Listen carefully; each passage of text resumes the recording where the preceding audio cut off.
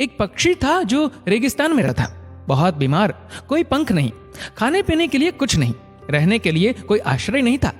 एक दिन एक कबूतर उधर से गुजर रहा था। उस बीमार और दुखी पक्षी ने कबूतर को रोका और पूछा, तुम कहाँ जा रहे हो?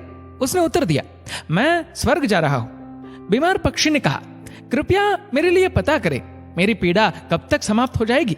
कबूतर ने कहा, निश्चित ही मैं पता करूंगा। कबूतर ने इतना कहकर बीमार पक्षी से विदा ली। कबूतर स्वर्ग पहुंचा और प्रवेश द्वार पर देवदूत को बीमार पक्षी का संदेश दिया।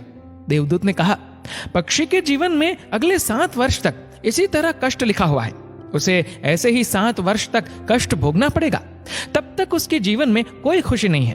कबूतर ने कहा, जब बीमार पक्षी ये सुनेगा तो वह निराश हो जाएगा, क्या आप इसके लिए कोई उपाय बता सकते हैं? देवदूत ने उत्तर दिया, उससे कहो कि इस वाक्य को हमेशा बोलता रहे, इन सब के लिए भगवान तेरा शुक्र है। वापसी पर जब वह बीमार पक्षी कबूतर से फिर मिला तो कबूतर ने उस स्वर्गदूत का संदेश दिया। 7-8 दिनों के बाद कबूतर जब फिर उधर से गुजर रहा था, तब उसने देखा कि पक्षी बहुत खुश था, उसके शरीर पर पंख उगाए थे। उस रेगिस्तानी इलाके में एक छोटा सा पौधा लगा हुआ था, वहां पानी का एक छोटा सा तालाब भी बना हुआ था। चिड़िया खुश होकर चहचहा रही थी, कबूतर चकित था। देवदूत ने कहा था कि अगले 7 वर्षों तक पक्षी के लिए कोई खुशी नहीं होगी। इस सवाल को ध्यान में रखते हुए कबूतर स्वर्ग के द्वार पर देवदूत से मिलने पहुंच गया। कबूतर ने देवदूत से अपने मन में उठते हुए सवालों का समाधान पूछा तो देवदूत ने उत्तर दिया, हाँ, ये सच है कि पक्षी की जिंदगी में 7 साल तक कोई खुशी नहीं लिखी थी, लेकिन क्योंकि पक्षी हर स्थिति में इन सब के लिए भगवान तेरा शुक्र है बोल रहा था और भगवान का शुक्र कर रहा था, इस कारण उसका जीवन बदल गया। जब पक्षी गर्म रेत पर गिर गया तो उसने कहा, इन सब के लिए भगवान तेरा शुक्र है। जब यह उड़ नहीं सकता था तो उसने कहा, इन सब के लिए भगवान तेरा शुक्र है। जब उसे प्यास लगी और आसपास पानी नहीं था तो उसने कहा, इन सब के लिए भगवान तेरा शुक्र है।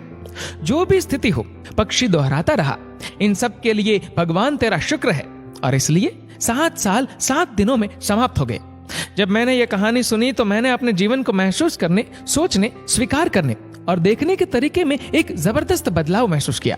मैंने अपने जीवन में इसको अपना लिया। इन सब के लिए भगवान तेरा शुक्र है। इसने मुझे, मेरे विचारों को, मेरे जीवन में बदलाव लाने में मेरी मदद की। उदाहरण के लिए, अगर मेरा सिर दर्द करता है तो मुझे लगता है कि मेरा बाकी शरीर पूरी तरह से ठीक और स्वस्थ है, और मैं कहता हूँ, इन सब के लिए भगवान तेरा शुक्र है। और मुझे लगता है कि सिर दर्द मुझे बिल्कुल परेशान नहीं करता।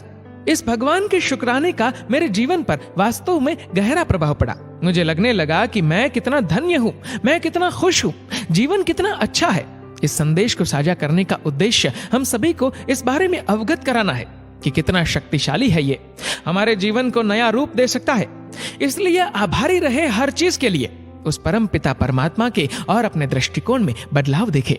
दोस्तों, इस वीडियो को लेकर आपकी क्या राय है नीचे कमेंट करके जरूर बताइएगा। और अगर आपको वीडियो अच्छा लगा हो तो वीडियो को लाइक